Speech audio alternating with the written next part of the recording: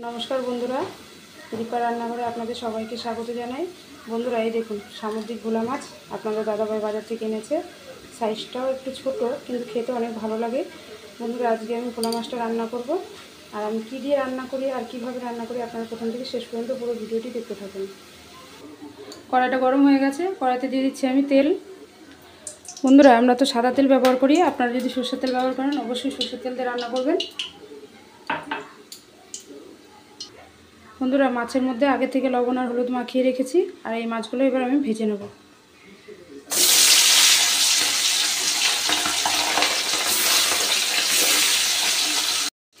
এই দেখুন বন্ধুরা ভোলা মাছের আমার এক পিঠ ভাজা হয়ে গেছে, আমি আর এক পিঠ উল্টে দিচ্ছি।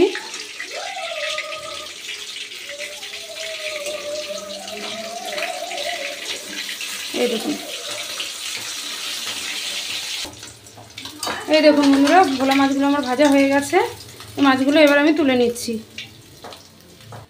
বাকি মাছগুলো আমি ভেজে নিচ্ছি। ফোড়নের জন্য দিয়ে দিচ্ছি গোটা জিরে।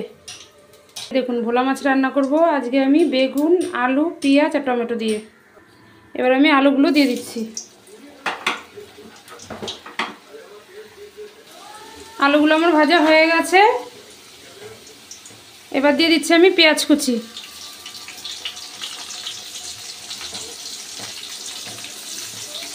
আর তার সাথে দিয়ে দিচ্ছি আমি বেগুন।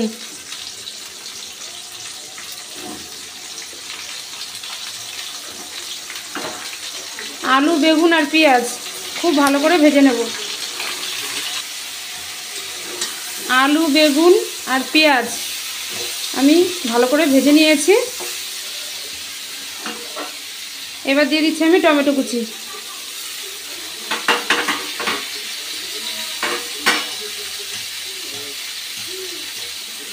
আবারও একটু টমেটোগুলো কাঁচা গন্ধ ছাড়িয়ে নেব।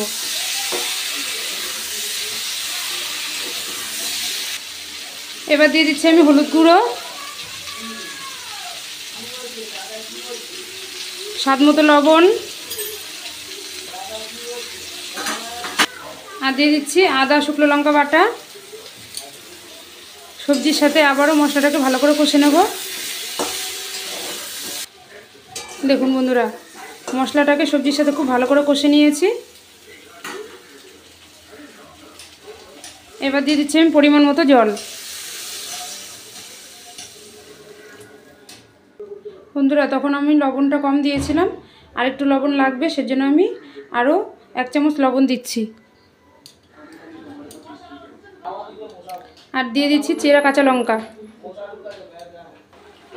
দেখুন বন্ধুরা ঝোলটা খুব সুন্দরভাবে ফুটছে। এবার আমি দিয়ে দিচ্ছি ভেজে রাখা ভোলা মাছ। ঝোলের সাথে ভোলা মাছগুলো খুব ভালো করে ফুটিয়ে নেব।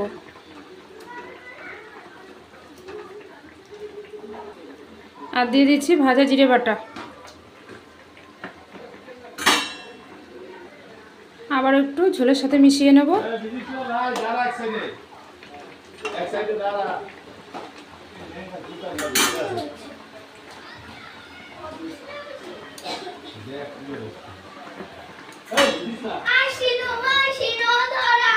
কারখানা করে চলে যেতে বলো।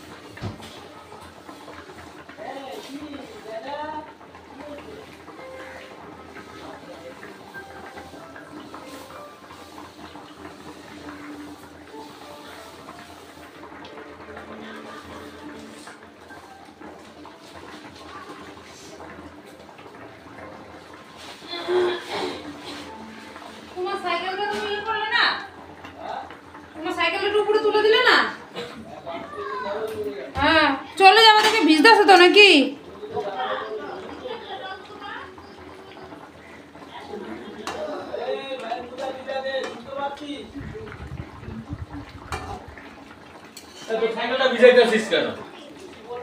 তাহলে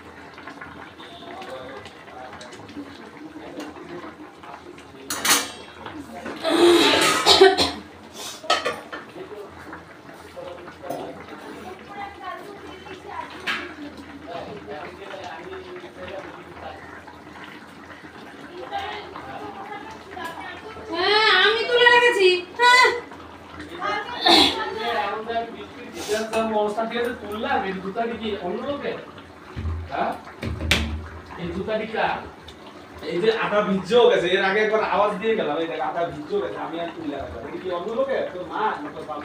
না। বন্ধুরা, ভোলা মাছের ঝোলটা আমার হয়ে গেছে, বেগুন আলু আর তার সাথে পেঁয়াজ আর টমেটো। বন্ধুরা, এই সামুদ্রিক ভোলা মাছ কিন্তু খেতে ভীষণ ভালো লাগে। আপনারা কিন্তু আমি যেইভাবে রান্না করলাম অবশ্যই এইভাবে রান্না করবেন। আর এই ভোলা মাছের রেসিপিটা যদি আপনাদের ভালো লেগে থাকে অবশ্যই লাইক কমেন্ট শেয়ার করবেন। আর দীপা রান্নাঘর চ্যানেলটিকে সাবস্ক্রাইব করবেন। আর যে সকল বন্ধুরা ফেসবুক থেকে দেখছেন তারা কিন্তু অবশ্যই একটা লাইক করবেন আর একটা ফলো করবেন। ভালো থাকবেন, সুস্থ থাকবেন, ধন্যবাদ।